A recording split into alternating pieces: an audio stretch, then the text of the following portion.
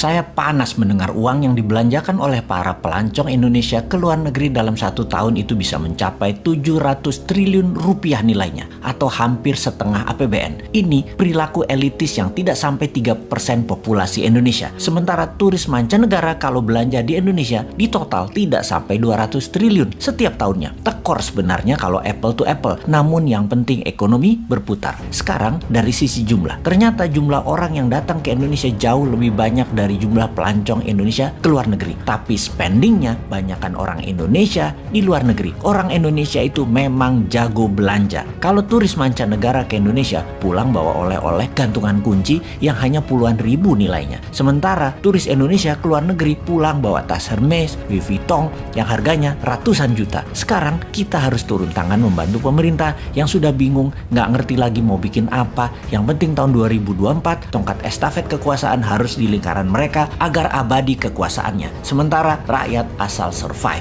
Toh rakyat sudah pinter, otopilot semua cari makannya. Bagaimana membantunya? Nah, ini bedanya New Mind dengan oposisi pengkritik yang bisanya oposisi itu lihat kejelekan pemerintah, tetapi nggak tahu juga solusinya apa. Kalaupun ada solusinya, hanya normatif. Kita lompat sebentar keluar topik, nanti balik lagi memutar ekonomi wisata agar tidak keluar negeri. Saat ini di media-media juga orang-orang di tempat tongkrongan membicarakan 2024 siapa presiden dan wapresnya Indonesia. Maka banyak nama digadang-gadang. Nama-nama itu modalnya gampang. Bayar aja lembaga survei untuk memasukkan nama mereka, walaupun mereka hanya 1 di antara 10 orang. Pokoknya masuk aja nama mereka dulu. Lalu mulai dibangun citra mereka masing-masing. Yang hebatnya, siapapun mereka itu, tanya satu hal. Konsep bernegaranya apa ketika nanti mereka memimpin negara? Maka jawaban mereka pasti normatif, pasti umum-umum saja, seperti stop impor, stop hutang, pro UKM, dan lain sebagainya. Dan faktanya nanti ketika menjabat, semuanya tidak bisa dijalankan karena tidak tahu bagaimana caranya. Mereka semua itu hanya manuver politik dan di otaknya hanya bagaimana menjadi populer dan bagaimana menang mendapatkan kursi di 2024. Mek ngono tok. Hebatnya adalah narasinya bisa membuat rakyat percaya. Oh ya, ini bukan promosi Bosman yang ternyata sudah lengkap cara dan strategi bernegaranya. Bukan loh ya. Bosman bukan mau jadi presiden. Bosman mau jadi lord. Wes, jelas yo. Ini semua buat nyindirin positif. Kita nyindir incumbent, nyindir yang cari popularitas di tahun 2024 dan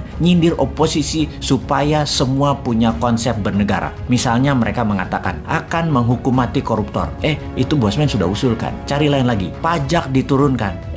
Bosman juga sudah duluan sejak 3 tahun yang lalu ngomong itu. Tutup selat di Indonesia. Wah, itu mah program Bosman. Bunga bank 0%. Itu juga Bosman yang punya program. Mati nggak lo para kandidat presiden semua konsepnya Bosman sudah duluan sebut beserta caranya. Mati gaya aja lo. Ya mending jadiin Bosman lord. Mulai paham nakalnya si Sontoloyo ini. Jadi cara mereka paling top ya paling masuk gorong-gorong, masuk ke podcast populer, sebanyak mungkin diliput media kegiatannya. Tapi ya garing. Viewer di sosmed mereka paling hanya ribuan. Tidak mungkin sampai puluhan bahkan ratusan atau jutaan viewer. Kalau mau jutaan ya ke Deddy Corbuzier paling. Oke, kita kembali ke topik bagaimana membuat 700 triliun itu ada di Indonesia aja. Sebagai acuan, cerita Dior dan Vuitton, jadi wisata itu kekuatannya bukan ekowisatanya alias lokasinya yang kuat, tetapi harus ada kekuatan penunjang seperti kuliner, event atau peristiwa, tradisi, budaya, keramahan sarana toilet, kesehatan, dan pelayanan yang prima. Tentunya produk kelas dunia berharga mahal karena langka dan unik. Sungguh, event, tradisi, budaya, dan experience pengalaman adalah yang paling powerful membuat turis kembali. Bagaimana kalau kita buat semuanya? Kita buat event, tradisi, budaya, kuliner, produk UMKM, kelas dunia di seluruh Indonesia, plus gamifikasi yang berhadiah miliaran. Traveling di Indonesia, misalnya ke Jogja, ke Toba, modalnya per orang katakanlah 3 hari 1 juta rupiah. Ternyata bisa mendapat hadiah ratusan juta. Kalaupun nggak menang, nggak dapat hadiah gamifikasi, tetap dapat menikmati pengalaman pesona Indonesia. Untuk hal ini, kita luncurkan segera produknya. Tenang, New Mind selalu ada solusinya.